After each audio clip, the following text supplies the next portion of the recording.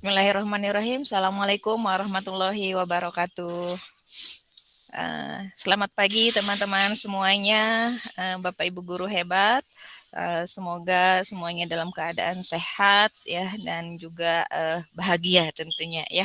Karena biasanya di pagi hari itu kita masih dalam keadaan yang segar ya untuk bisa menerima ilmu yang baru ya.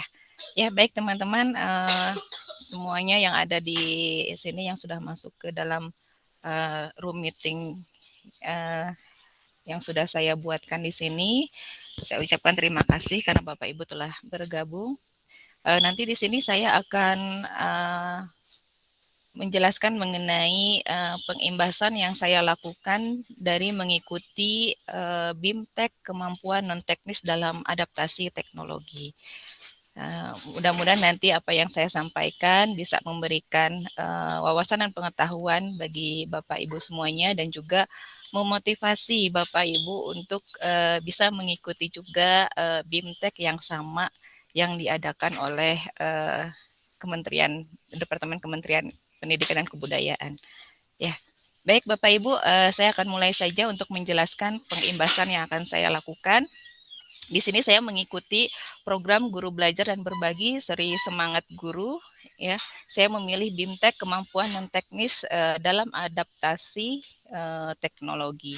Nanti akan saya paparkan bagaimana mengenai BIMTEK kemampuan non teknis dalam adaptasi teknologi ini. Ya. Oke, di sini BIMTEK kemampuan non teknis dalam adaptasi teknologi ini memiliki tujuan karena sebagai akselerasi teknologi di dunia pendidikan sedang berlangsung, ini adalah program pembelajaran yang dirancang untuk memberikan pembekalan kemampuan non teknis bagi para guru dalam proses adaptasi teknologi pendidikan yang terus berjalan. Tujuan berikutnya yaitu mengintegrasikan teknologi dan kemampuan non teknis ke dalam kelas, dapat menginspirasi kolaborasi, komunikasi, pemikiran kritis, dan kreativitas sehingga hasil kegiatan belajar mengajar lebih jitu dan berdampak besar.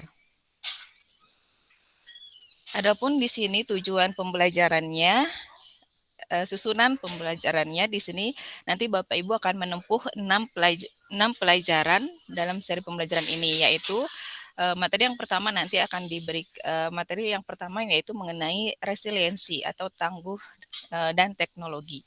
Yang kedua, critical thinking, berpikir kritis dan teknologi. Dan yang ketiga, creativity, konten dan teknik penceritaan. Yang keempat, communication, komunikasi efektif. Yang kelima, empower teacher, penerapan kelas campuran. Dan yang keenam adalah kolaborasi dan dampak. Itulah 6 pelajaran atau 6 materi yang akan kita terima di dalam kegiatan BIMTEK kemampuan non teknis dalam adaptasi teknologi ya. Jadi semua pelajaran ini akan Bapak Ibu terima ketika Bapak Ibu mengikuti BIMTEK tersebut. Ya. Nah, untuk langkah belajarnya dalam mengikuti BIMTEK kemampuan non teknis dalam adaptasi teknologi ini terbagi menjadi 3 tahap. Tahap yang pertama yaitu peserta nanti mendaftar dulu di portal Guru Belajar Berbagi. Ya nanti Bapak Ibu bisa searching atau klik saja di Chrome-nya atau di Google-nya seri Guru Belajar. Ya, kemudian nanti ikuti saja alur yang adanya, kemudian pilih nanti untuk BIMTEK kemampuan non teknis dalam adaptasi teknologi. Tahap keduanya nanti setelah peserta mendaftar dan memilih waktu yang bisa diikuti oleh Bapak Ibu, nanti tahap keduanya peserta mengikuti pelatihan yang terdiri dari 6 pelajaran yang tadi sudah saya sebutkan ya, dari mulai resiliensi ya, yang ada ini, resiliensi, critical thinking, creativity, communication, empower teacher, dan kolaborasi. Nah inilah 6 pelajaran yang nanti akan kita pelajari di tahap 2 ya. Nah, nanti tahap ketiga, peserta akan mendapatkan sertifikat setelah mengerjakan semua tugas dan kuis yang telah disediakan di LMS-nya. Nanti akan mendapatkan sertifikat dengan total 32 jam pelajaran. Itu ya Bapak Ibu langkah pembelajarannya dalam mengikuti BIMTEK tersebut. Nah, nanti di setiap pelajaran peserta akan melakukan alur yang sama ya. Jadi dalam 6 pelajaran itu ada alurnya ya. Dalam setiap alur itu, dalam setiap tahap pelajaran nanti ada alur yang harus diikuti. Yang pertama, peserta menyelesaikan tes pra penilaian atau pretest di portal daring Guru Belajar dan Berbagi. Kemudian yang keduanya, peserta belajar dari pemaparan para trainer. Itu biasanya disimak melalui tayangan video YouTube. Kemudian yang ketiganya, peserta mengerjakan penilaian tengah dan diberikan tugas untuk belajar mandiri. Kemudian yang keempatnya, setelah mengerjakan tugas, peserta mengerjakan kuis penilaian akhir atau post-test. Dan yang kelima, peserta kembali mengerjakan alur yang sama untuk pelajaran berikutnya sampai total mengerjakan 6 pelajaran. Jadi kalau Bapak Ibu sudah selesai mengerjakan di pelajaran 1, nanti alur ini yang 5 alur ini sudah diselesaikan, maka Bapak Ibu bisa lanjut ke pelajaran kedua dan seterusnya. Jadi setiap pelajaran itu ada tahapan alur yang kita lalui. Ya, seperti itu Bapak Ibu. Nah, kemudian pelajaran apa saja sih yang kita terima dari BIMTEK ini? Yang pertama ini di pelajaran 1, tadi yang sudah saya jelaskan di awal itu ada resiliensi atau tangguh dan teknologi ya.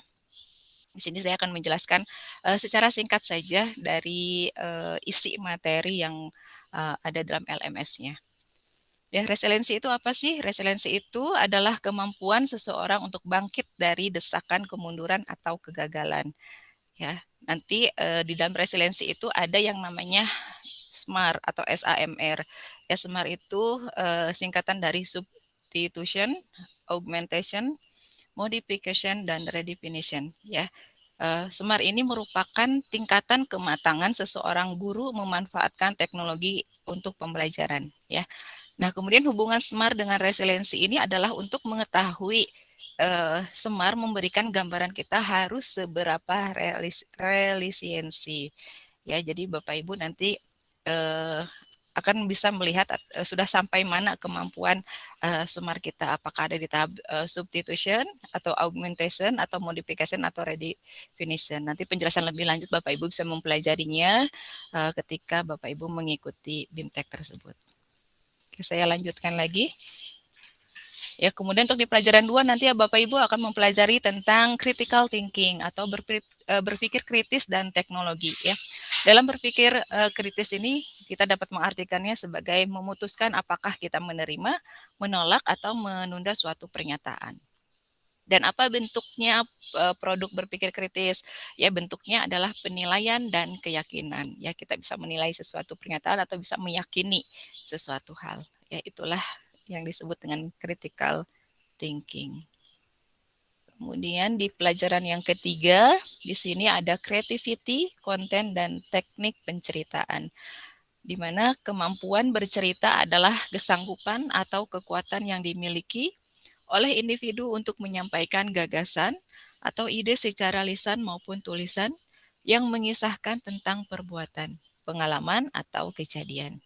Ya, jadi di sini di pelajaran 3 kita akan diajak untuk membuat konten dan teknik penceritaan ya. Nah, kontennya ini adalah segala bentuk komunikasi terutama audiovisual yang berisi sebuah informasi atau hiburan atau juga bisa ajakan ya. Dan ada 3 tahap dalam membuat konten. Yang pertama kita membuat rencananya dulu, kemudian yang kedua mengeksekusi dan yang ketiganya memasarkan ya. Itu di pelajaran 3 materi yang kita pelajari. Kemudian di pelajaran yang keempat ini ada tentang communication atau komunikasi efektif ya. Yang disebut dengan komunikasi yang efektif itu adalah proses bertukaran ide, pemikiran, pengetahuan, dan informasi yang disajikan dengan cara yang paling dipahami oleh penerima sehingga tujuan dapat terpenuhi dengan sebaik mungkin. Komunikasi yang efektif ini mencakup keterampilan komunikasi verbal dan nonverbal, mendengarkan dengan penuh perhatian, kemampuan untuk memahami dan mengendalikan emosi, dan mengelola stres. Itu adalah sedikit informasi atau materi yang ada di pelajaran 4 yang sudah saya rangkum. Kemudian di pelajaran kelima, Ini ada tentang empower teacher atau penerapan kelas campuran, di mana kelas campuran ini memiliki 4 ciri, yaitu yang pertama, setidaknya mengikuti pelajaran asinkronus yang memungkinkan murid merdeka mengatur waktu, tempat, dan tempo belajarnya.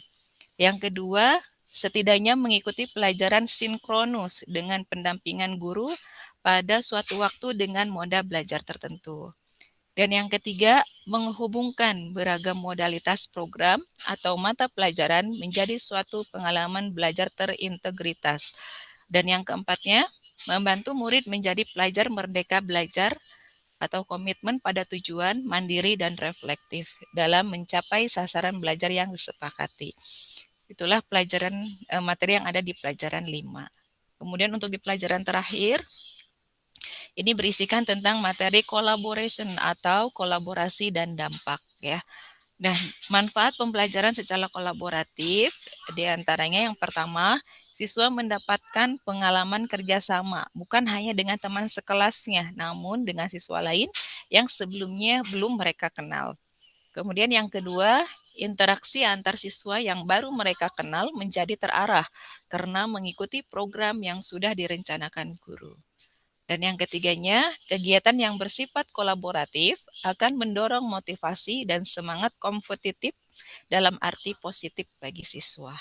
Ya, itulah Bapak Ibu 6 pelajaran yang ada ketika kita mengikuti BIMTEK kemampuan non teknis dalam adaptasi teknologi. Ya. Oke, demikian video pengimbasan dari saya. Mohon maaf atas segala kekurangan dan kesalahannya dalam memberikan pengimbasan ini. Semoga apa yang saya sampaikan memberikan manfaat dan juga motivasi bagi Bapak Ibu untuk mengikuti program tersebut yang disiapkan atau disediakan oleh Kementerian Pendidikan dan Kebudayaan. Terima kasih Bapak Ibu atas kehadirannya. Assalamualaikum warahmatullahi wabarakatuh.